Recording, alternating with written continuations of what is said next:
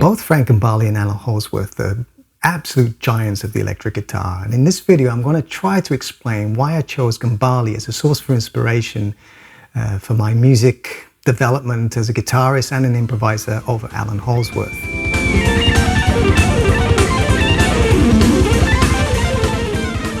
The first time I heard Frank Gambale, it seemed to me as if he had taken all the techniques from the new wave of metal shredders of the 1980s and applied it to jazz.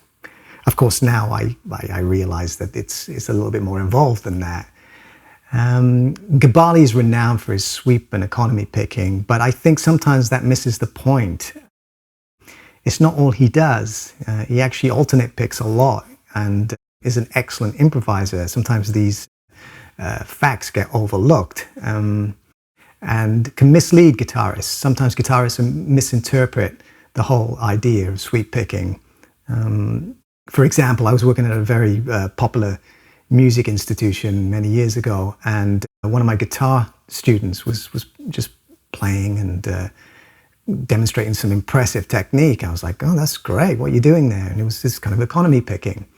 I said, that's fantastic. And then we got around to talking about playing some other things, and I was showing him some sort of jazz lines that used alternate picking, and he was lost. He just couldn't play it. You know, he'd trained himself to do this economy picking very fluidly, but just couldn't do alternate picking. Now, if you only sweep pick, you're pretty much restricted to one note per string.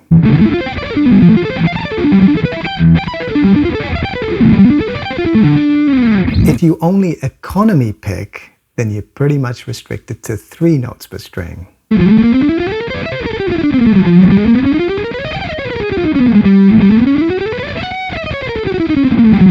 Now this makes for a boring guitarist. That's why it's so important to use those techniques as supporting devices when you're improvising. They're great techniques to have, but they should only be used in tandem with other types of playing. The first time I heard Frank Gambale was on a cassette that I had called Frank Gambale Live.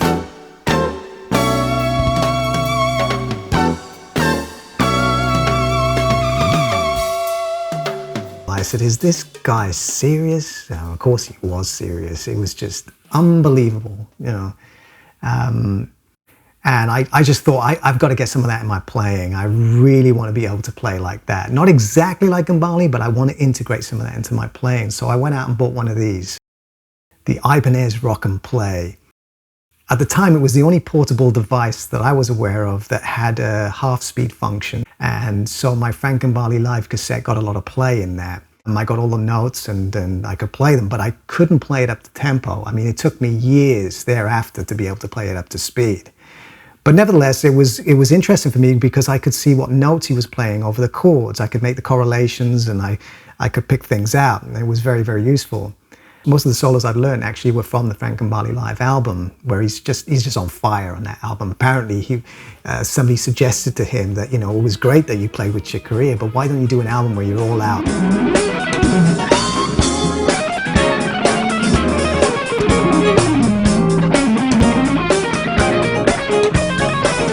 Now, the first time I heard Allan Holdsworth was probably about a year or two before I heard Frank Gambale. The first album I got was Road Games, that little EP he did for Warner Brothers. I absolutely loved that. And then I went out and bought IOU.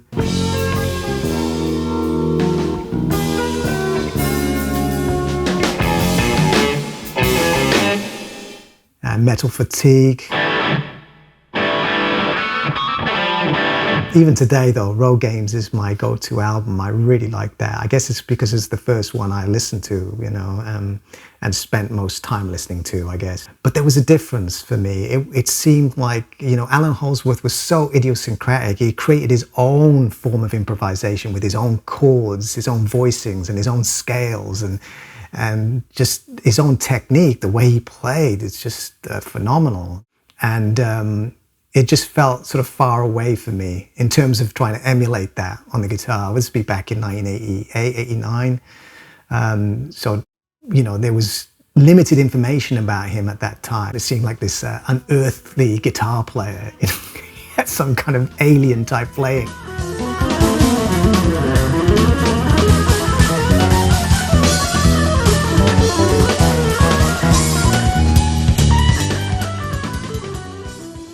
Another thing I really liked about Holdsworth were his compositions. I mean, his compositions are absolutely beautiful. There's so much romance in the way he writes harmony. It's just wonderful. There's nothing like it. There's nothing that sounds like that. The way he combines his chords, the way he organizes the notes in his chords, the voicings.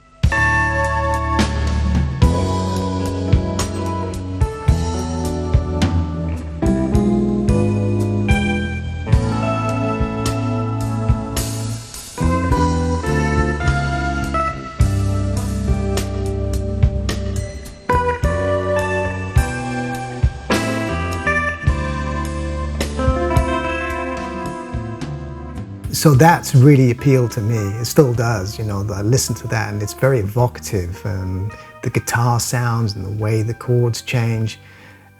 So he's a great composer. And again, in a similar way as Gambale is sort of superficially interpreted as being this guy who just sweep picks, I think Holdsworth is similar. You know, he's just like, oh, this phenomenal guitar player, but you don't often hear people talk about his compositions.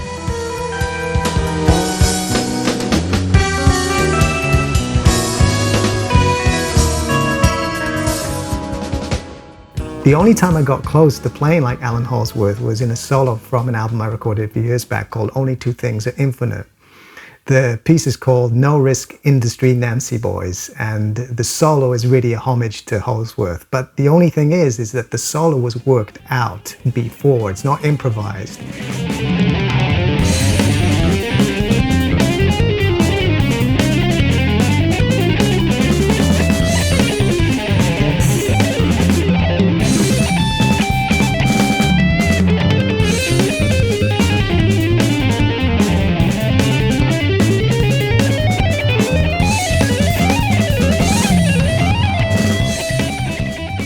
So I guess that's where the limit for me lies, is that I can sort of emulate to some extent his playing, but improvising like that, no, that technique is sort of beyond me.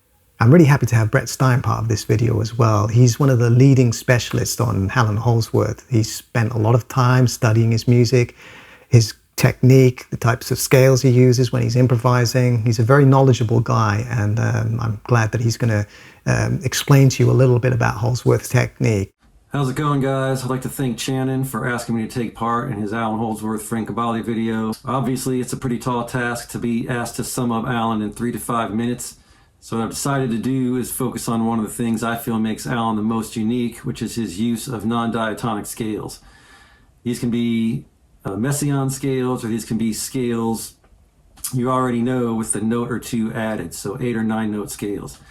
So if we were to take C major and added A flat to that, we would end up with an 8-note scale. The scale is typically referred to as the jazz major bebop scale or the 6th diminished scale. Allan, however, doesn't think of this extra note as just a passing tone, like a lot of typical jazz players might. He thinks of this note as carrying the same weight as any other note in the scale. Now this opens up the possibility for a lot of other voicings. You have an F minor major 7, for example. You have G sus flat 9, G13 flat 9. We also have D minor 7 flat 5 and A flat diminished. This also opens up the possibility for many symmetrical fingerings. For example, the minor third half step fingering that Allan uses often. Here's an example of that.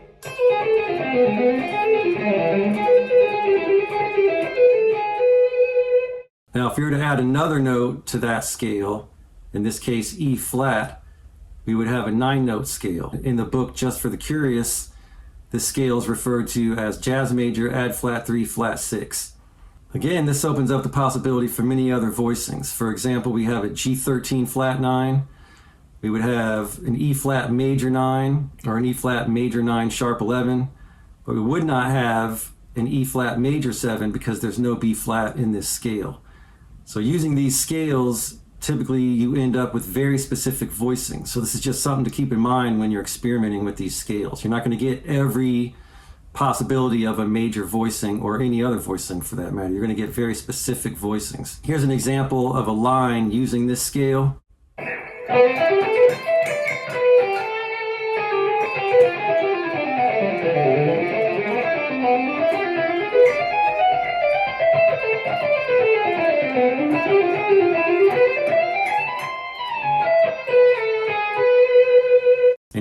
example of some voicings using this scale.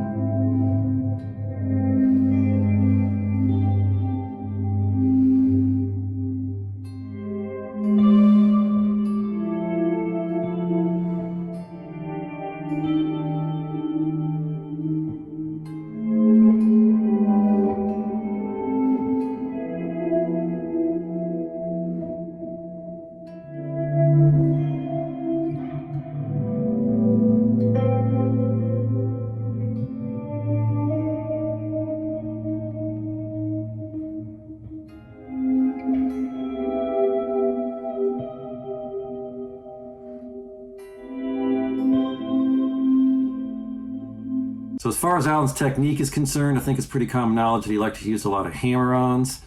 And it's interesting if you watch certain videos on YouTube, at certain angles, like from this angle from behind him, you can kind of see his fingers look like he's pressing the keys of a saxophone. And I think this was his mindset with a lot of things he did.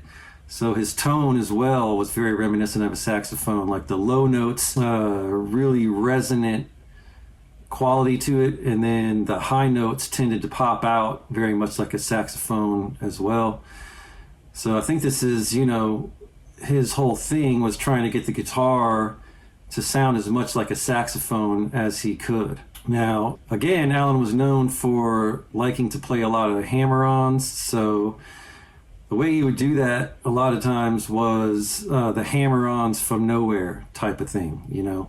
So if you had a chromatic passage that was like F, E, E flat, he might pick the F on the high E string and then play the E on the B string and the E flat on the G string, right? As opposed to traditionally, someone might play all those notes on just the high E string. Here's an example of that. So instead of these notes being on the same string, it would be pick, hammer E flat.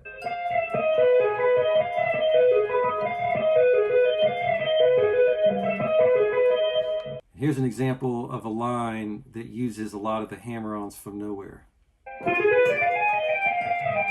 So this line would be pick, hammer, hammer, pick, hammer, hammer, pick, hammer, hammer, pick, hammer, hammer, pick. Again, I'd like to thank Shannon for asking me to take part in this video. Hope you guys have a good one. Thanks.